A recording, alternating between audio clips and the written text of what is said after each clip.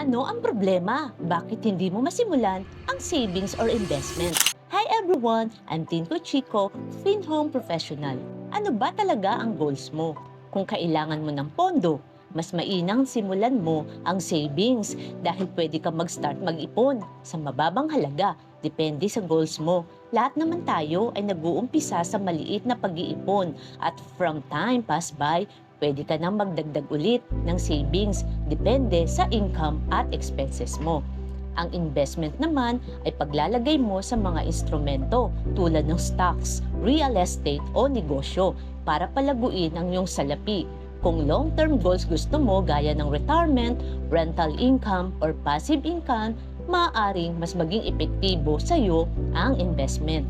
Napakahalaga ang balanse at pagpaplano bago mo simulan kung savings or investment man ito. Mahalaga lang humingi ng payo at gabay sa mga professionals para mas maturuan kayo ng tamang pamamaraan. Follow FinHome Professional for more value.